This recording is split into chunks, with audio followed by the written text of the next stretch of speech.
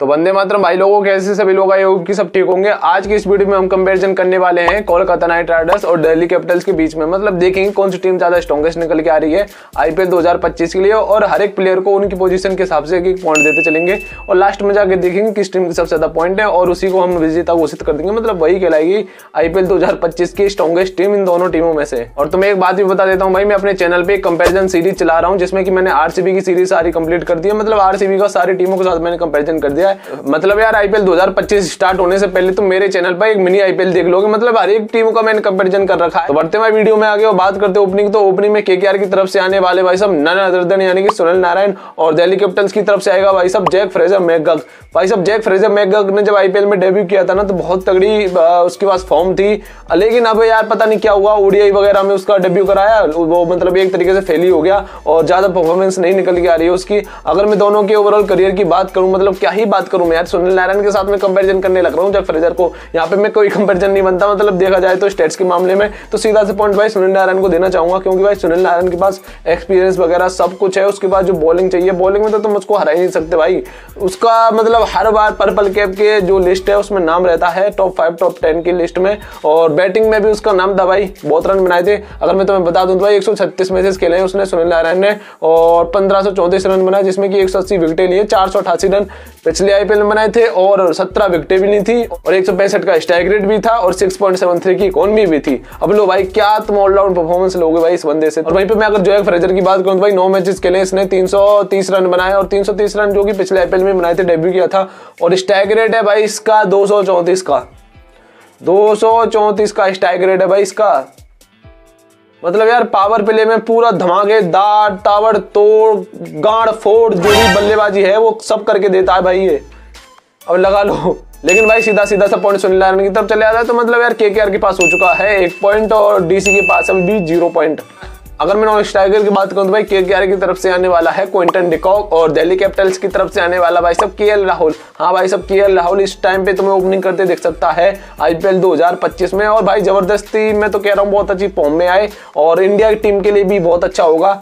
अगर मैं इन दोनों के ओवरऑल करियर की बात करूं तो भाभाई क्विंटन डिकॉक ने 107 मैचेस खेले, बहुत भरपूर मतलब कह सकते हो बहुत भरा पड़ा भाई एक्सपीरियंस इसके अंदर आईपीएल का। और अगर मैं इसके रनों की बात करूं तो भाई 3157 रन बनाए, जिसमें और 250 रन पिछले आईपीएल में बनाए थे और 134 का स्ट्राइक रेट था। अगर वहीं पे मैं केएल राहुल की बात करूं तो भाई केएल राहुल ने 132 मैचेस खेले जिसमें कि 4673 रन बना और 520 रन भाई पिछले आईपीएल में बनाए थे। बहुत अच्छा कंट्रीब्यूशन किया था, लेकिन भाई इसकी टीम ही पूरी पता नहीं कहां पे चली गई थी और 136 का स्ट्राइक रेट था भाई। यहाँ पे तुम सीधा सा कंपेयर कर सकते हो कि केएल राहुल के स्टेट्स बहुत अच्छे थे 2024 में, और भाई करंट फॉर्म तुम देखोगे तो भाई केएल राहुल की ठीक ठाक ही है, ज्यादा कुछ खास नहीं है। लेकिन वो बंदा भाई सब कभी भी कमबैक कर सकता है। अगर उसको लगेगा कि भाई मेरा डाउनफॉल आने वाला है तो मतलब यार वो कुछ भी कर सकता है, तुम्हें पता है केएल राहुल की नहीं। तो भाई इस वजह से मैं केएल राहुल को पॉइंट देता हूं, क्योंकि क्विंटन डिकॉक की जो परफॉर्मेंस है ऐसे 20 में वो ज्यादा निखर के नहीं आ रही है। तो भाई इस हिसाब से केएल राहुल के पास सीधा सा पॉइंट चल जाता है। तो मतलब यार दिल्ली कैपिटल्स के पास 1 पॉइंट हो चुका है और केकेआर के पास अभी भी 1 पॉइंट है। अगर मैं नंबर 3 की बात करूं तो भाई केकेआर की तरफ से आने वाला है वेंकटेश अय्यर और दिल्ली कैपिटल्स की तरफ से आने वाला है करुण नायर। भाई साहब क्या ही करुण नायर की जो कह सकते हो डोमेस्टिक क्रिकेट की फॉर्म थी भाई, बहुत जबरदस्ती बजाई जा रही ट्रॉफी में। अगर मैं ओवरऑल करियर की बात करूं तो भाई वेंकटेश अय्यर ने 50 मैचेस खेले हैं जिसमें कि 1326 रन बनाए, 370 रन पिछले आईपीएल में बनाए थे और 158 का स्ट्राइक रेट था भाई। अगर मैं करुण नायर की ओवरऑल करियर की बात करूं तो भाई पिछले 2-3 सालों में कुछ खेला नहीं है इसने आईपीएल वगैरह, जो डोमेस्टिक क्रिकेट में इसने बंदे ने पूरी जान लगा दी। अब देखो भाई आईपीएल 2025 में कहर आता है, मतलब कहर मचाता है कि नहीं मचाता वो देखने वाली बात होगी। और भाई इस टाइम पे डीसी की टीम बहुत ही स्ट्रॉन्ग निकल के आ रही है। तो 76 मैचेस खेले करुण नायर ने, 1496 रन बनाया और 122 का स्ट्राइक रेट। मतलब स्टेट्स कुछ ज्यादा कह नहीं रहे, लेकिन मैं भाई साहब सीधा सा पॉइंट देना चाहूंगा वेंकटेश अय्यर को, क्योंकि यार वेंकटेश अय्यर ने नॉकआउट मैचेस में आईपीएल के में बहुत तगड़ा परफॉर्म किया था और तुम्हें पता है भाई वेंकटेश अय्यर की फॉर्म क्या चल रही है। तो भाई यहाँ पे सीधा सा पॉइंट चल रहा है केकेआर की तरफ, मतलब केकेआर के 2 पॉइंट हो चुके हैं और डीसी के अभी भी 1 पॉइंट है। अगर मैं नंबर 4 की बात करूं तो भाई नंबर 4 पे केकेआर की तरफ से आने वाला है अजिंक्य रहाणे। हाँ भाई साहब अजिंक्य रहाणे की वापसी हो चुकी है केकेआर में, और दिल्ली कैपिटल्स की तरफ से आने वाला है हैरी ब्रूक। हाँ भाई साहब हैरी ब्रूक तुम्हें इस आईपीएल में खेलता हुआ दिख सकता है, भले ही तुम्हें पिछले आईपीएल में ना दिखा हो, लेकिन भाई हैरी ब्रूक एक अच्छा ऑप्शन कह सकते हो। अगर मैं इन दोनों के ओवरऑल करियर की बात करूं तो भाई अजिंक्य रहाणे ने 185 मैचेस खेले जिसमें कि 4642 रन बनाए, 242 रन पिछले आईपीएल में बनाए तो 122-23 का स्ट्राइक रेट था भाई, ज्यादा कुछ खास नहीं कर पाया देखा जाए तो। अगर तुम मेरे से पर्सनली पूछोगे मैं किसको पॉइंट देना चाहूंगा भाई, मैं अजिंक्य रहाणे को पॉइंट देना चाहूंगा, क्योंकि भाई अजिंक्य रहाणे कुछ ना कुछ अच्छा कर सकता है IPL 2025 में, और भाई सीधा सा कैप्टन बनेगा मुझे तो लग रहा है KKR का, और भाई अच्छा परफॉर्म करेगा। मेरे दिल से जो दुआ निकल रही है अजिंक्य रहाणे के लिए वो होगा भाई, तुम देख लेना। तो मतलब KKR के पास हो चुके हैं 3 पॉइंट और DC के पास अभी भी 1 पॉइंट है।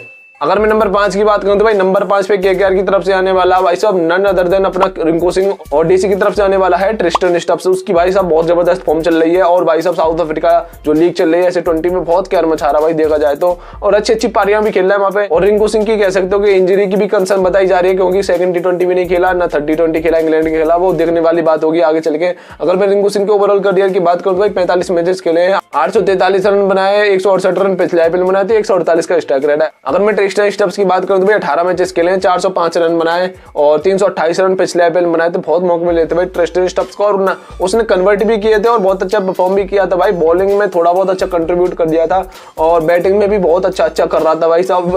लास्ट में जो पावर रेटिंग है ना इसके पास, मजा आ जाता भाई इसकी बैटिंग देखने में ट्रिस्टन स्टब्स की। अगर तुम मेरे से पूछोगे तो मैं सीधा सपोर्ट देना चाहूंगा मैं रिंकू सिंह को, यानी कि रिंकू सिंह बहुत जबरदस्त ओवरऑल परफॉर्मेंस निकाल के दे देता है तो लास्ट के ओवरों में। और जो चाहिए भाई रिंकू सिंह का कोई भरोसा नहीं है कब उसके मतलब दिमाग में सटकी उस दिन, और वो भाई साहब तबाही मचा देगा, मैं बता रहा हूँ। ट्रिस्टन स्टब्स के धरे के धरे रह जाएंगे, देख लेना तुम। रिंकू सिंह को मैं बताने लग रहा हूँ भाई, यहाँ पे सीधा से पॉइंट KKR की तरफ चला जाता है। तो KKR के हो चुके हैं भाई साहब 4 पॉइंट, अभी भी दिल्ली कैपिटल्स का 1 पॉइंट है। अगर मैं नंबर 6 की बात करूं तो भाई नंबर 6 पे KKR की तरफ से आने वाला है नन अदर देन यानी कि आंद्रे रसेल, और DC की तरफ से आने वाला भाई साहब आशुतोष शर्मा। यहाँ पे कोई कंपैरिजन नहीं बनता, मैं सीधा सा पॉइंट दे देता हूँ भाई आंद्रे रसेल को बिना कुछ कहे, क्योंकि यार आंद्रे रसेल को तुम जानते हो, आशुतोष शर्मा को तुम जानते हो कि कौन अच्छा परफॉर्म कर सकता है टाइम आने पे, और जो ऑलराउंड परफॉर्मेंस तुम्हें आंद्रे रसेल देता है वो आशुतोष शर्मा में कमी है।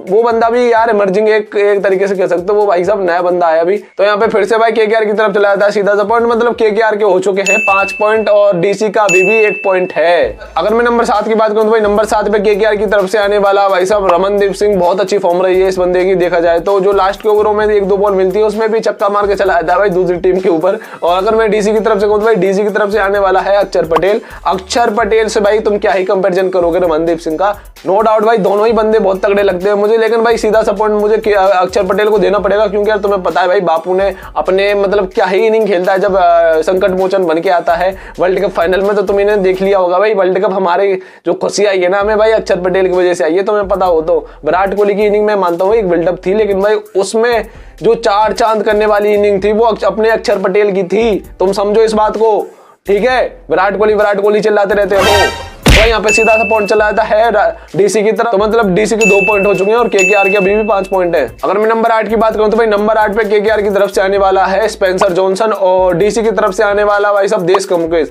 मुझे भाई पर्सनली तुम पूछोगे ओवरऑल परफॉर्मेंस के हिसाब से, क्योंकि यार स्पेंसर जॉनसन ने जो पिछला IPL था वो ढंग से खेला नहीं था, 1-2 मैचेस खेले थे मेरे हिसाब से। अगर मुकेश कुमार की बात करूं तो भाई 17 विकेटें झटकी थी मुकेश कुमार ने, देखा जाए तो भाई यहाँ पे सीधा सा परफॉर्मेंस के हिसाब से मुझे देना पड़ेगा मुकेश कुमार को पॉइंट, क्योंकि यार मुकेश कुमार के पास जो डेथ बॉलिंग एबिलिटी है ना वो स्पेंसर जॉनसन के पास मुझे कमी दिखती है, क्योंकि स्पेंसर जॉनसन शुरू के ओवरों में मिडिल के ओवरों में विकेट लेने के लिए जाना जाता है, और विकेट भी शायद अच्छी खासी नहीं मिलती, लेकिन भाई नो डाउट स्पेंसर जॉनसन भी बहुत तगड़ा बॉलर है, क्योंकि BBL में कहर मचा रहा है वो भी।